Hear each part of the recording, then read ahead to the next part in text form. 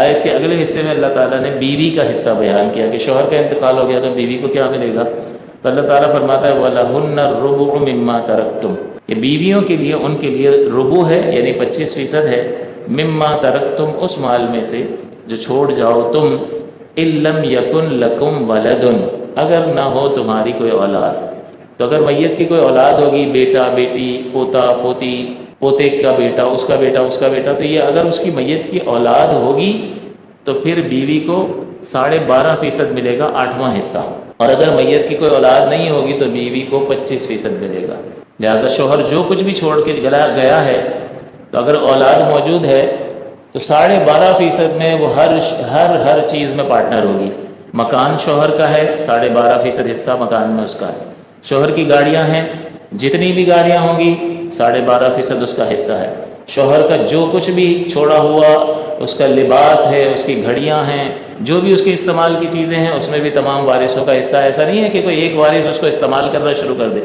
دیگر ورثاء کی اجازت کے بغیر اب اس مال میں کوئی ایک شخص تصرف نہیں کر سکتا. ایسا نہیں کہ صبح جا کے دکان کا شٹر کھڑا کر کے کاروبار کرنے لگ جائے. پہلے آپ کو ورثاء کو بٹھانا ہوگا اور ان کو ساری بات کہ بھئی یہ والد صاحب کا انتقال ہوا، یہ ساری چیزیں والد صاحب چھوڑ کر گئے ہیں اور شرعی یہ حق بنتا ہے، اور اب آپ اجازت دیں تو اس کاروبار کو آگے جاری رکھا جائے، ورنہ اگر آپ کو حصہ چاہیے تو ہم اس کو فروخت کر کے تقسیم کر لیتے ہیں، یا کاروبار میں اتنی گنجائش ہے تو کیش پیمنٹ کر دیتے ہیں. تو یہ ساری چیزیں پہلے ڈیسائیڈ ہوں گی، اس کے بعد تصرف ہوگا. ایک قلم بھی استعمال نہیں کر سکتا کوئی ایک وارث، کیونکہ اس کا اکیلے کا نہیں ہے. ایک قلم بھی اگر والد صاحب نے چھوڑا ہے یا میت نے چھوڑا ہے تو اس میں جتنے بھی وارث ہیں وہ سب پارٹنر ہیں. تو ایک پارٹنر دوسرے پارٹنر کی اجازت کے بغیر اس کو استعمال نہیں کرے گا. تو جیسے ہی کسی کا انتقال ہو تو فوری طور پر، یا بیماری کی حالت میں ہو اور معلوم ہو کہ وقت قریب ہے، آثار نمایاں ہو جائیں، تو پھر فتویٰ لے لینا چاہیے، اور فتوے کی روشنی میں پھر انتقال کے 3 دن بعد 4 دن بعد اس بات کا فیصلہ کر کے ہر چیز کو سیٹل ڈاؤن. آپ کو چیزیں نہیں بیچنی ہیں نہ بیچیں، آپ اکاؤنٹ پہ لکھ لیں کہ بھئی بیوی کا یہ 12.5% ہے، ہر چیز میں 12.5% ہے. کاروبار چل رہا ہے، فیکٹری چل رہی ہے، سال کے آخر میں جو نفع ہوگا 12.5% ان کو مل جائے گا.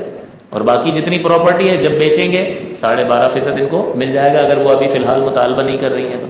کوئی جگہ کرائے پر دی ہوئی ہے تو اس کا جتنا بھی کرایہ آئے گا وہ تمام وارثوں میں ان کے حصوں کے مطابق تقسیم ہو جائے گا. لہٰذا بیوی کو بھی اس میں سے اولاد کی موجودگی میں 12.5% مل جائے گا. تو ہر چیز میں ہر وارث پارٹنر بن جاتا ہے اور اس میں اس کا حق ہوتا ہے. چنانچہ اگر میت کی اولاد نہیں ہے تو بیوی کا حصہ 25% ہے، ربع یعنی چوتھائی، اور اگر میت کی اولاد ہے تو بیوی کو سمن یعنی 8واں حصہ ملے گا، 12.5%.